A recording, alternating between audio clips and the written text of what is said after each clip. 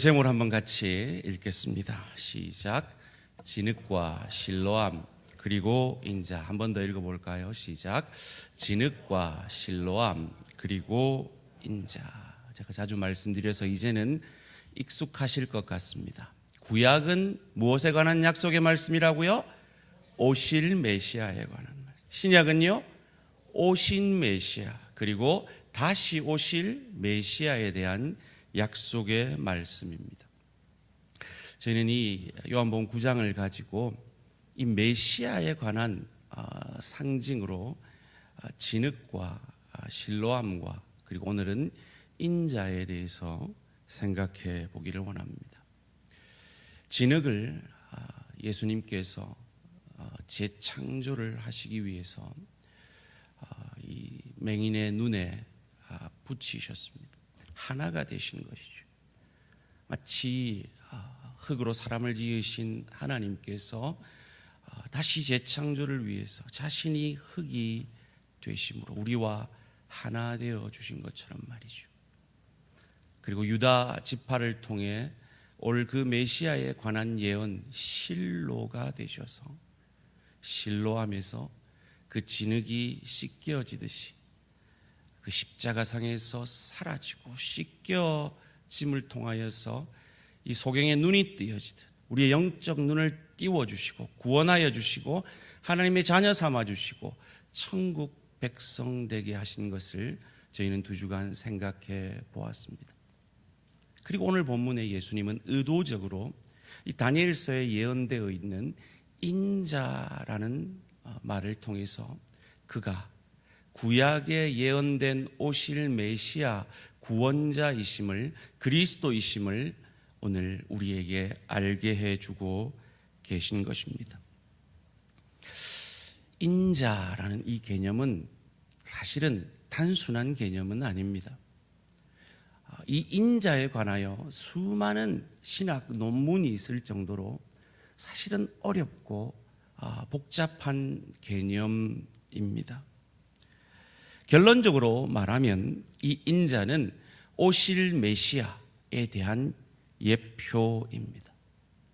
그래서 자신이 오실 메시아 그리스도 구원자이심을 알게 하기 위해서 이 눈을 뜬 소경에게 일부러 인자를 믿느냐라고 물어보심으로 말미암아 자신이 구약에 약속된 그 메시아 그리스도 구원자이심을 알게 하고 있는 것이죠.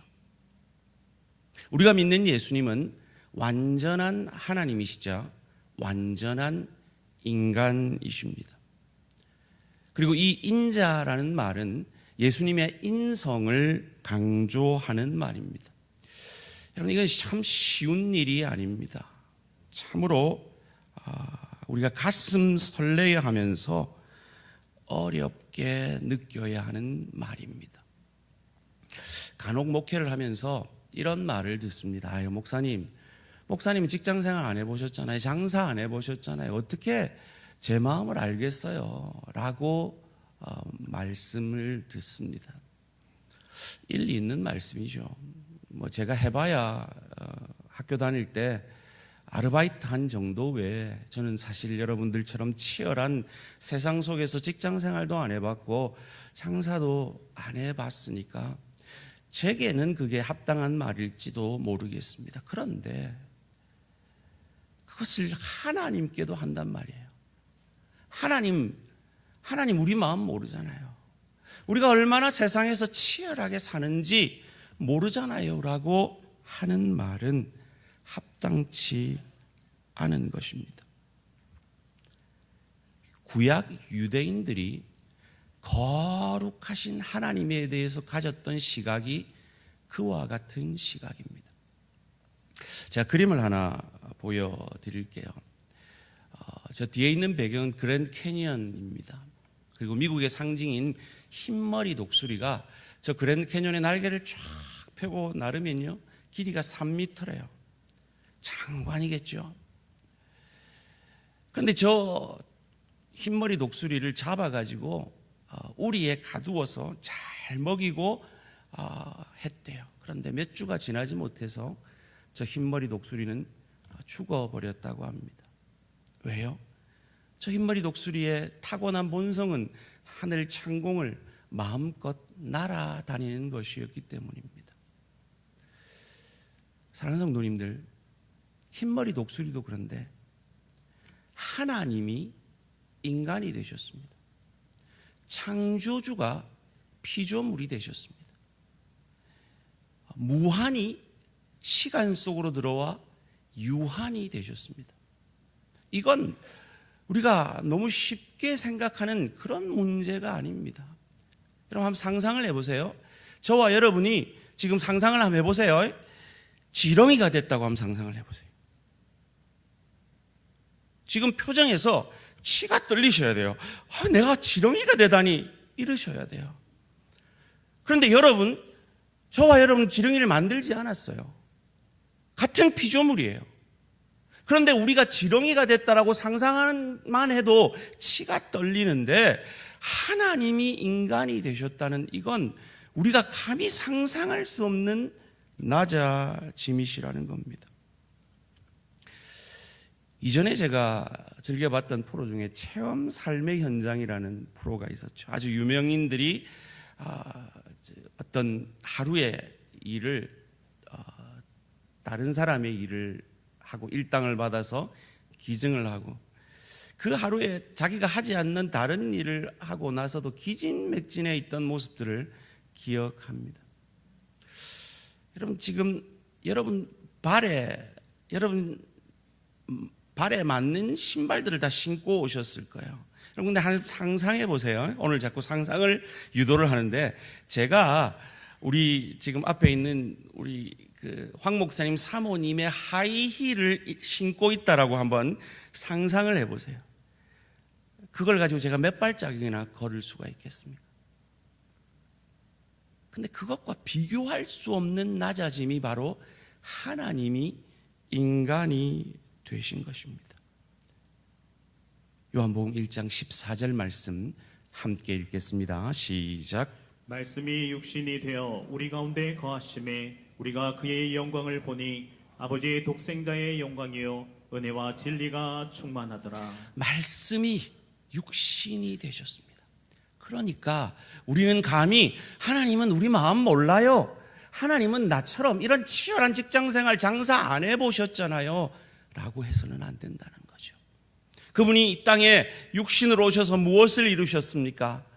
아버지의 독생자의 영광이요 은혜와 진리가 충만하신, 즉 공의와 사랑을 십자가상에서 온전히 이루시고 마치 이 우리와 하나 되어서 십자가에서 죽으시는 것 같이 이 소경의 눈에 진흙으로 발리셔서 깨끗이 그 소경의 눈을 씻기기 위해서 깨끗이 죽음으로 흘러가셨다가 부활하심으로 우리의 눈을, 우리의 영적 생명을 허락하신 주님의 역사가, 바로 이 그 구속의 역사가 바로 이 말씀이 육신이 되신 주님이 이루신 역사인 것입니다.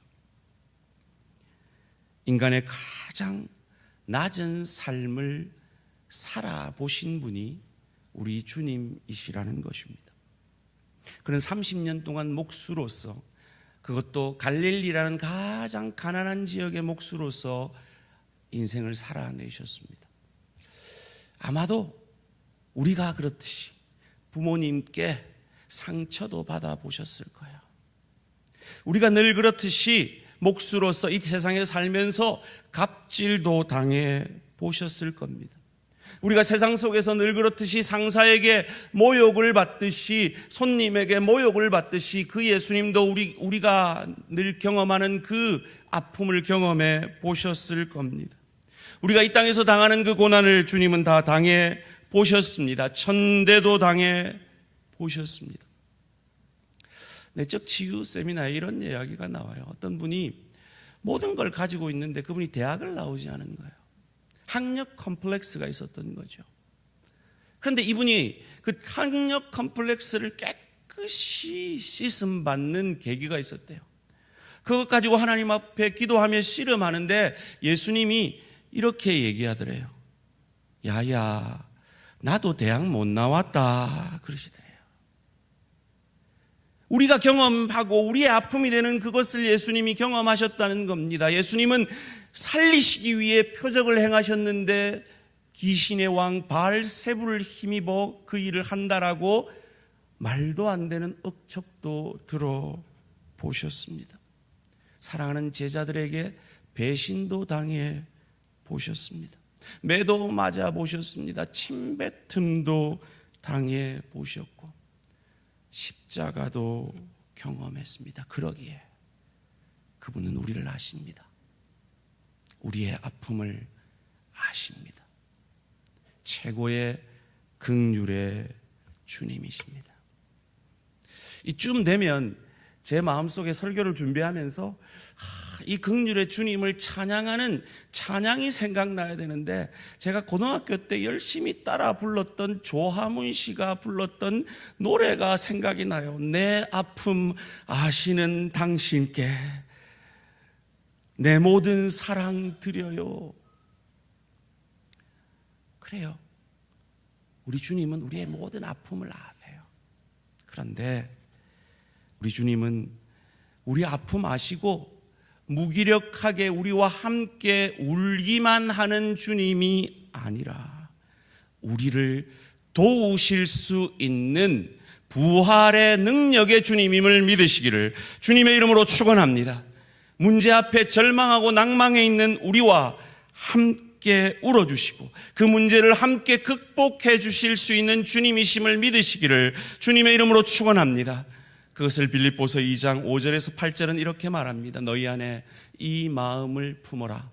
곧 그리스도 예수의 마음이니 그는 근본 하나님의 본체시나 하나님과 동등됨을 취할 것으로 여기지 아니하시고 오히려 자기를 비워 종의 형체를 가지사 사람들과 같이 되셨고 사람의 모양으로 나타나사 자기를 낮추시고 죽기까지 복종하셨으니 곧 십자가에 죽으심이라.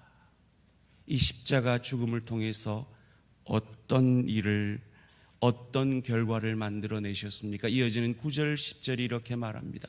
이러므로 하나님이 그를 지극히 높여 모든 이름 위에 뛰어난 이름을 주사 하늘에 있는 자들과 땅에 있는 자들과 땅 아래에 있는 자들로 모든 무릎을 예수의 이름에 꿇게 하시고, 여러분 이 10절 말씀을 잘 기억해 주시기 바랍니다. 그런 의미에서 10절 말씀을 다시 함께 읽겠습니다. 시작.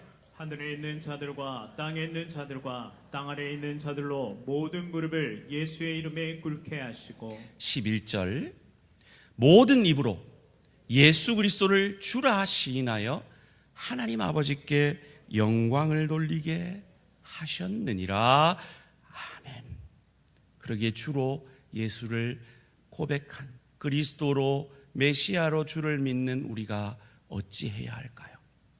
12절 말씀입니다. 그러므로 나의 사랑하는 자들아, 너희가 나 있을 때뿐 아니라 더욱 지금 나 없을 때에도 항상 복종하여 두렵고 떨림으로 너희 구원을 이루라. 자, 여기서 질문 드릴게요.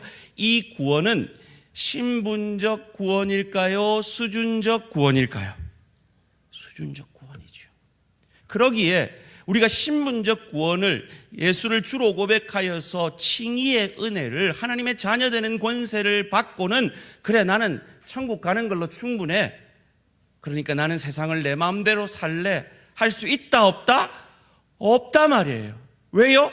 이 신분적 구원은 반드시 수준적 구원으로 완성하실 것이기 때문에요. 무엇으로요? 13절 말씀입니다.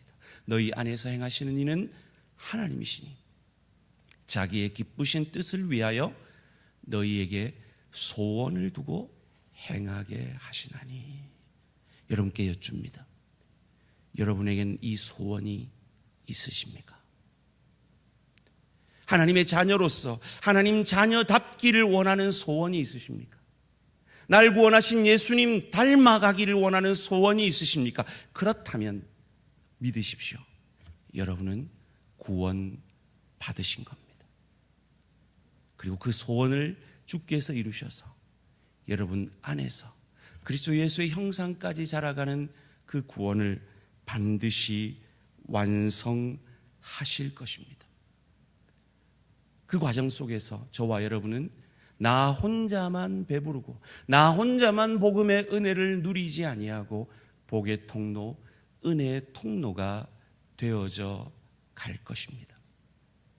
지난주 우리는 그것을 위해서 영적 VIP 작정을 했습니다. 한 400여 명의 작정이 되었는데 한 150명 정도가 참석을 하셨어요. 그 말은 약 한 350명 이상은 하지 않으셨다라는 얘기입니다. 아직 늦지 않았습니다. 내지는 않더라도 여러분 마음속으로 작정하십시오. 소원함을 두십시오. 그리고 하나님께서 그 소원을 이루시도록 이 기간만이라도 하나님 앞에 나와서 한 영혼의 구원을 위해 기도하시는 저와 우리 모든 성도님들 되시기를 주님의 이름으로 축원합니다. 예수님은 온전한 인간이 되셨습니다. 그러나 무기력한 인간이 아니라 인간이 할 수 없는 표적을 행하셨습니다. 진흙이 되셨지만 실로로서 실로함으로써 그 소경의 눈을 띄워 주셨습니다. 그래서 한평생 그의 운명처럼 죄책감 가운데 살았던 소경을 살려주셨고 그의 눈을 띄워주셨고 그의 영혼을 구원해 주셨습니다. 이 일을 행하실 때 주님의 마음을 오늘 본문은 인자라고 표현합니다. 세상 속에서 세상의 권력자들은 힘 있는 사람들은 갑질하기에 바쁜 이 세상 속에서 구원의 능력을 손에 쥐시고도 얼마든지 갑질하실 수 있음에도 인자함으로 우리 가운데 그 구원을 이루어 주신 주님이 바로 다니엘이 예언한 인자이신 것입니다. 인간의 모습으로 오셨지만 인간의 무기력함은 없으셨던 주님이셨습니다.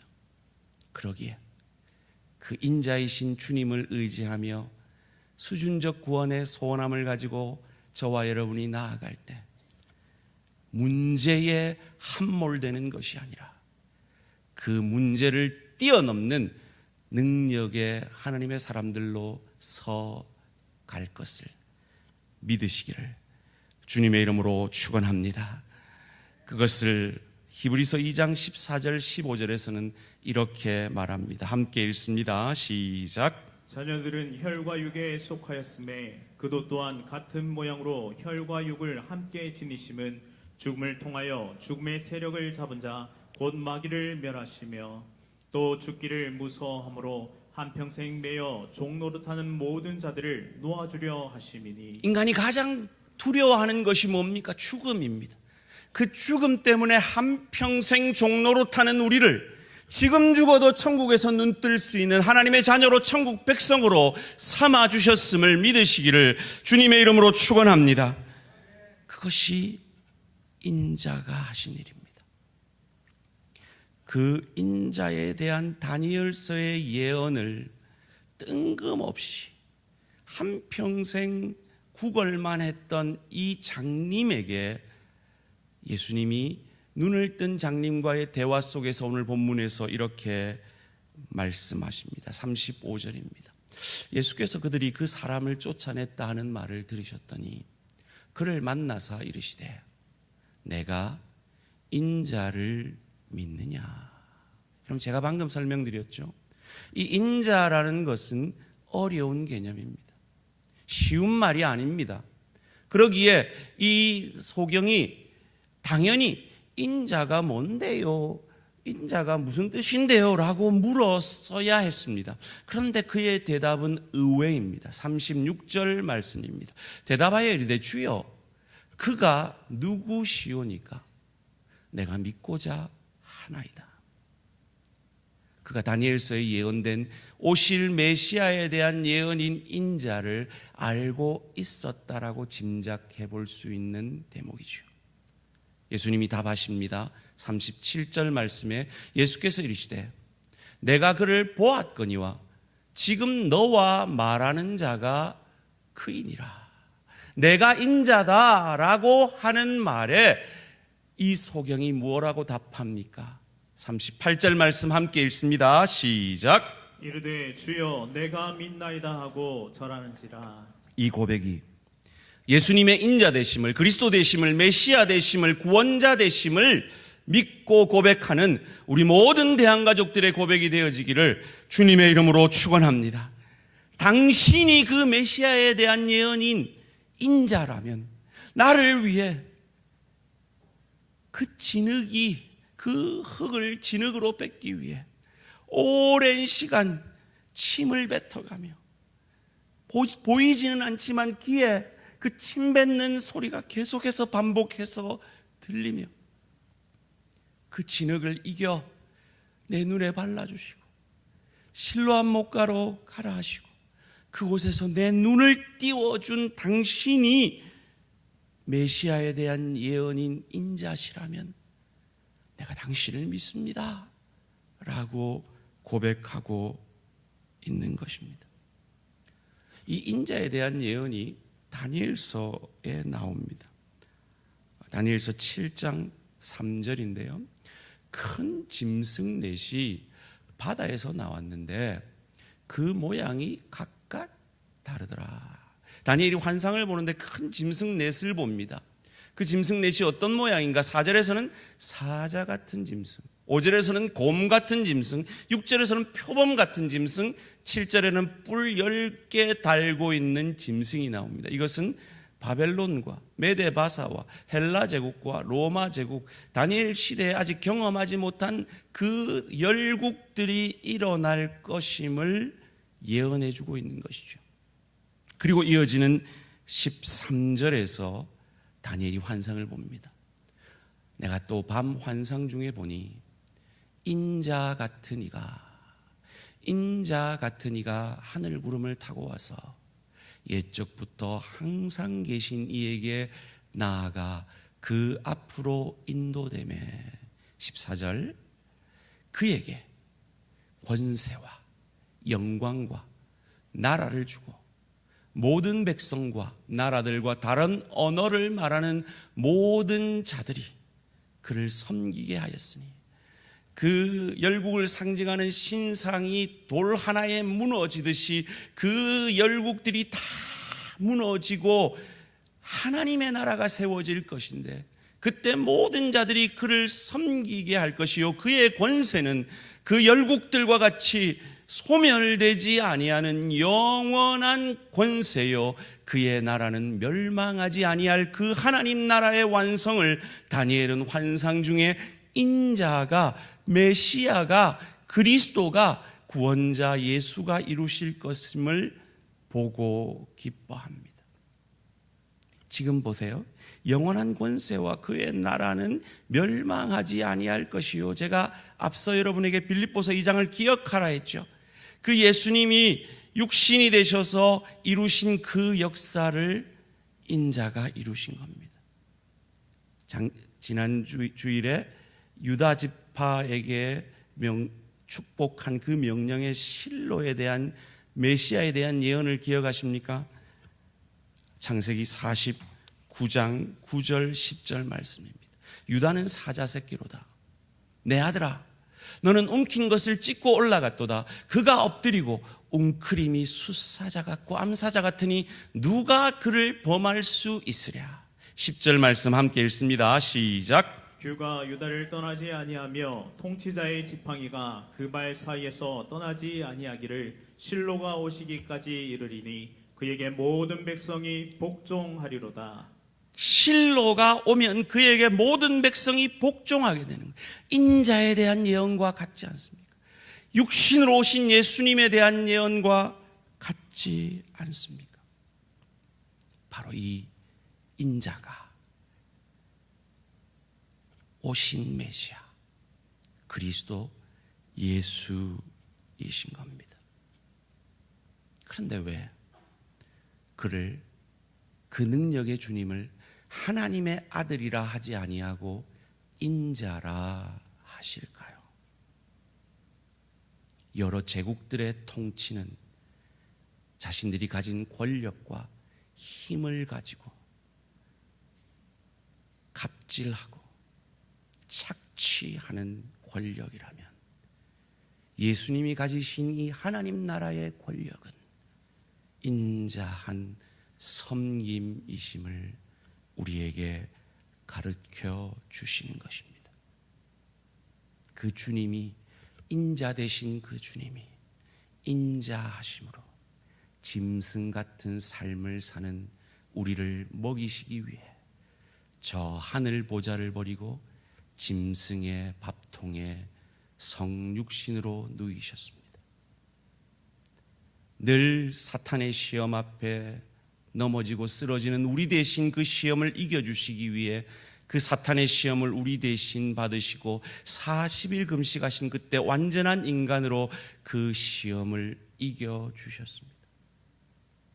인간의 대표자인 세례 요한에게 세례를 받으심으로 우리가 진 모든 죄를 그가 지신 것처럼 전가받으시고 십자가상에서 우리의 모든 죄를 향한 하나님의 저주를 오롯이 홀로 받아 죽으심으로, 우리와 함께 그 십자가에서 죽으심으로, 그 진흙이 맹인의 눈에 붙여져 함께 되었다가 실로암 목가에서 씻겨져 나감으로 사라진 것처럼 이 땅에서 죽음으로 사라지셨다가 사흘 만에 부활하심으로 예수를 저주할 자라, 자기 죄 때문에 죽은 자라 아니하고 내 죄 때문에 죽은 나의 주 나의 하나님으로 고백하는 저와 여러분의 영적 눈을 띄워주시고 하나님의 자녀 되게 하시고 천국 백성 되게 하셔서 지금 죽어도 천국에서 눈 뜰 수 있으며, 이 갑질 세상 속에서 그 어떤 세상의 갑질 가운데서도 주를 의지하여 이겨나갈 수 있는 능력을 주셨음을 믿으시기를 주님의 이름으로 축원합니다. 그 인자 되신 예수님이 극적으로 나타난 사건을 지난 수요일에 저희는 묵상했습니다. 억울하게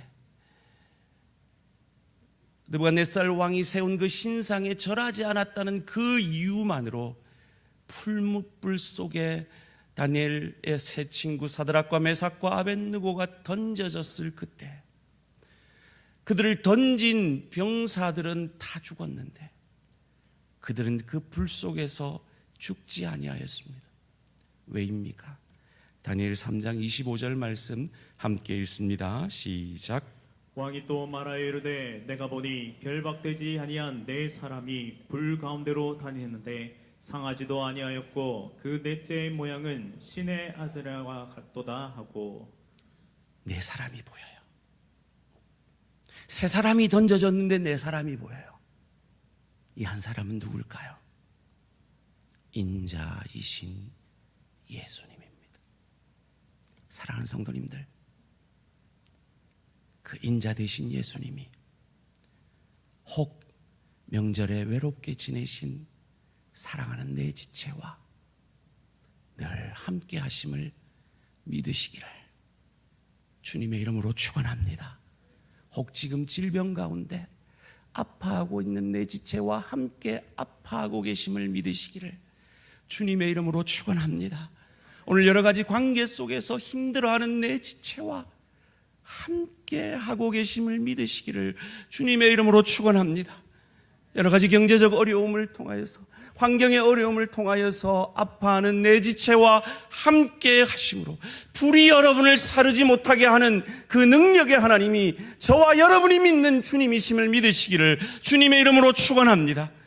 그러기에 우리는 이 세상 속에서 그 주님이 함께 하시는 넉넉함을 가지고 그 주의 인자하심을 세상 가운데 보여줄 수 있는 것입니다.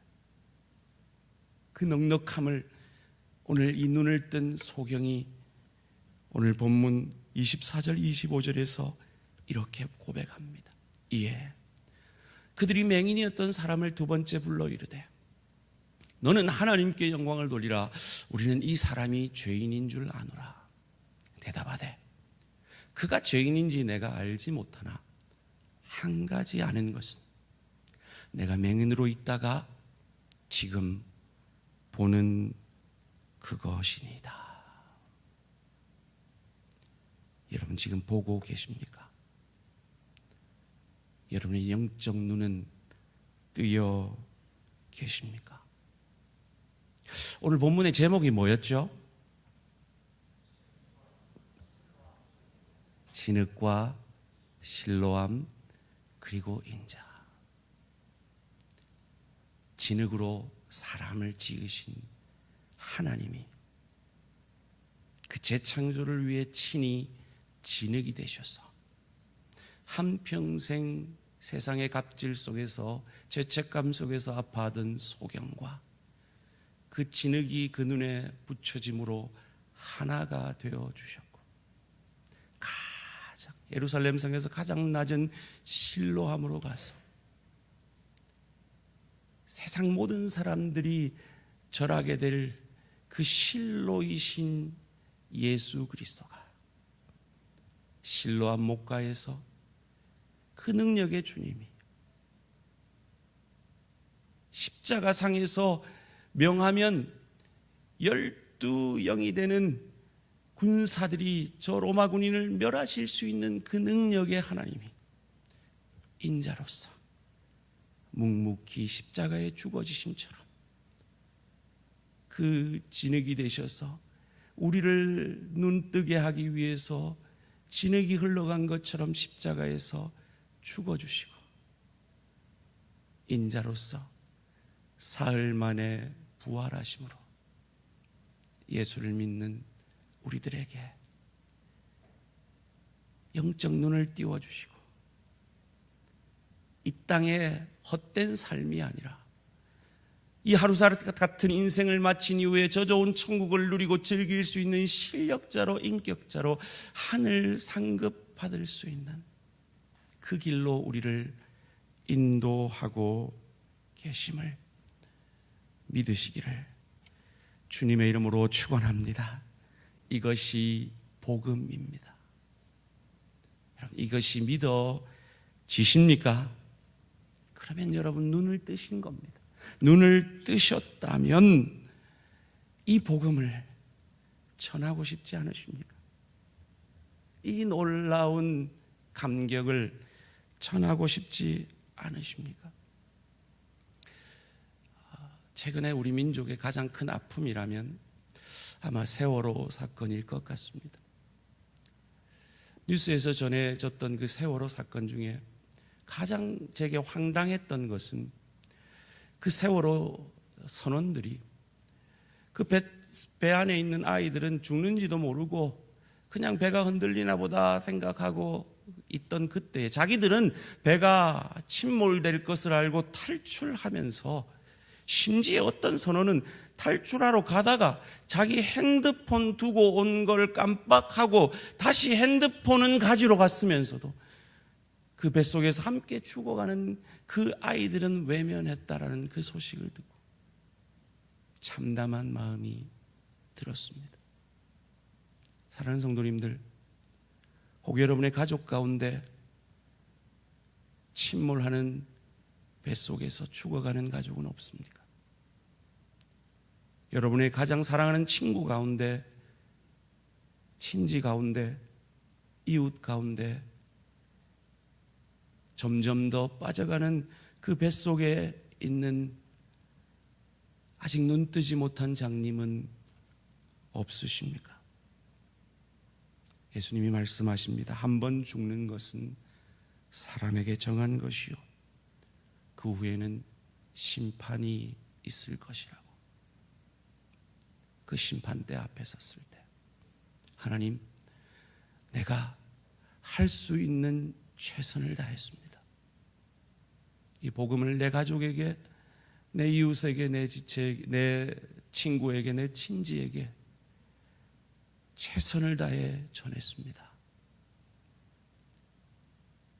그 고백을 눈 뜬 자로서 그 소원함을 가지고 이 가을에 이 복음에 동참되어지는 저와 우리 모든 성도님들 되시기를 주님의 이름으로 축원합니다.